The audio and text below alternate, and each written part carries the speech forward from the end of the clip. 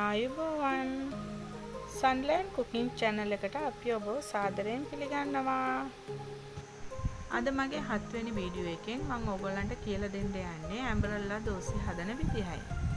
හරිම ලේසි විදියට රසම රසට ලස්සන පාටකට අද අපි ඇබරල දෝසි හදමු.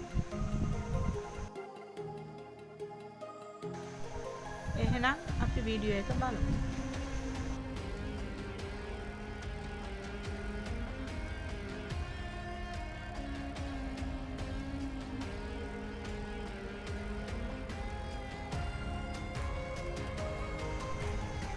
ඇබරල ග්‍රෑම් 500 හොඳින් දෙලි සුද්ධ කරලා දෙකට කපා ගන්න.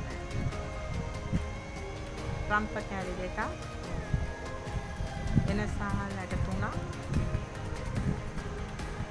සීනි 250ක්.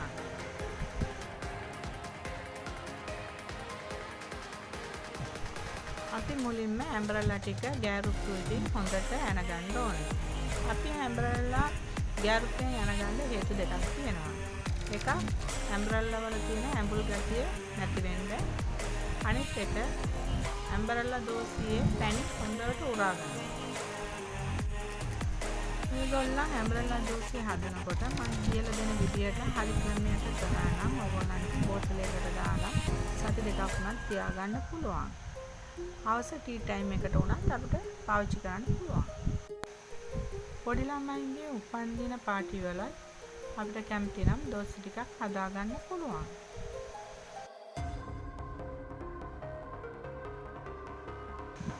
හරි. අපි දැන් ඔක්කොම ඇබරල ටික ගෑරුප්පුවෙන් හොඳට ඇනලා ඉවරයි.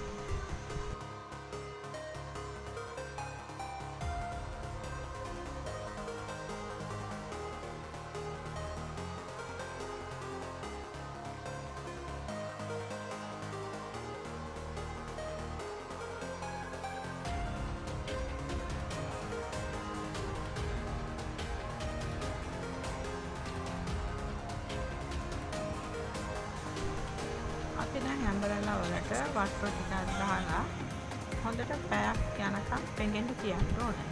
එතකොට තමයි ඇබරල වල තියෙන ඇඹුල් ගතිය ඔක්කොම වතුරට ඇදලා ගන්න.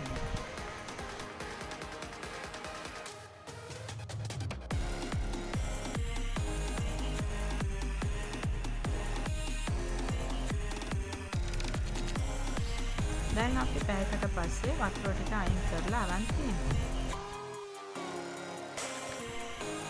අපි දැන් මුලින්ම සාක්ෂියක් අරගෙන ඒකට ඇබරල ටික දාගමු.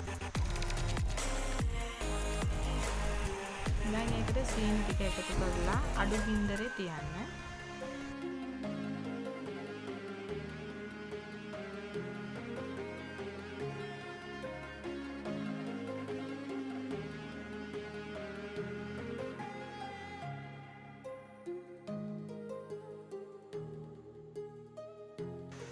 ඒත් එක්කම රම්ප කෑලි දෙකයි එන සහල් ටිකයි ඒකට දාලා වතුර දාන්න එපා. සීනි පැණි වෙන්න තියන්න. දැන් අපි හැන්දෙන් හොඳට කලවම් කරමු. අපි කලවම් කරන්නේ නැතුව එහෙමම තිබ්බනම් සීනි කර වෙයි. ඒ නිසා කලවම් කරලා සීනි ටික පැණි වෙන්න තියමු.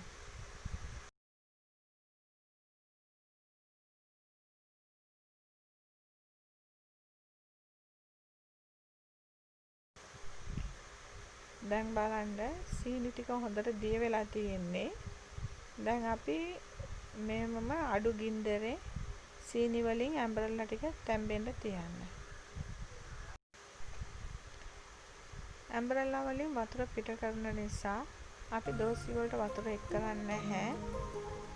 එහෙම නිකන් හරි වතුර දැම්මොත් ඔයගලන්ට ඇබරල දෝසි එක හදාගන්න හුඟක් වෙලා යයි.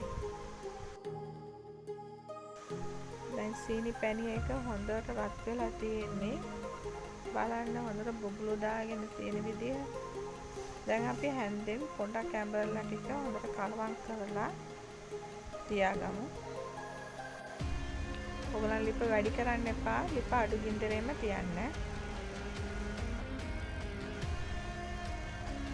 දැන් බලන්න අපි ඇබරල වල පාට ටික ටික වෙනස් වෙගෙන එන්නේ.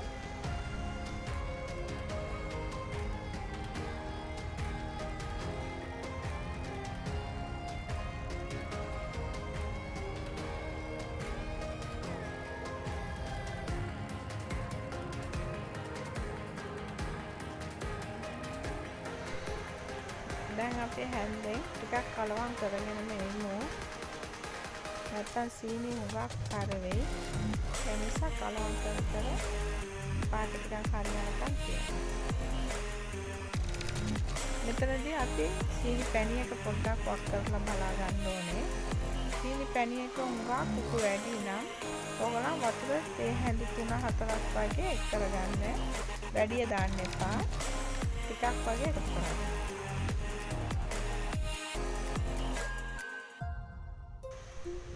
දැන් බලන්න මගේ දෝසි එක හරි පාටට ඇවිල්ලා තියෙන්නේ. හොඳ බ්‍රවුන් පාටක් ඇවිල්ලා තියෙනවා. ඔයගොල්ලෝ දැන් හොඳට හැඳි ගාලා පොඩ්ඩක් ලිප ඔෆ් කරලා නිවෙන්නට තියන්න.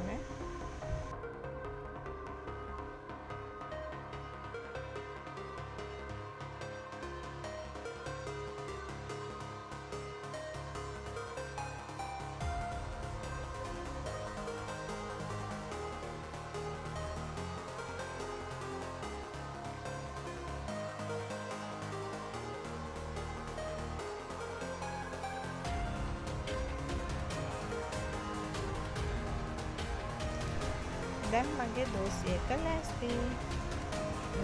හරිම සුවඳයි. ඔයගලන්ට පැන් රස වැඩි කැමති නැත්නම් සීනි පොඩ්ඩක් අඩු කරලා හදාගන්න පුළුවන්. හැබැයි දෝසි එකට නම් සීනි වැඩිපුර දැම්මොත් තමයි රස. ඔයගොල්ලන්ගේ නෑදෑ හිතවත් යහල් වේවා. කවුරුණත් පිටරටක හරි වෙනත් ගමක හරි ඉන්නවා නම් ඒගොල්ලන්ට මොනවා හරි යවන්න ඕනේ කියලා හිතනවා නම් ඔයගොල්ලන්ට පුළුවන් මේ වගේ දෝසි ටිකක් හදලා බෝතලයකට පැක් කරලා යවන්න. හරිම රසයි. කවුරුත් කැමතියි.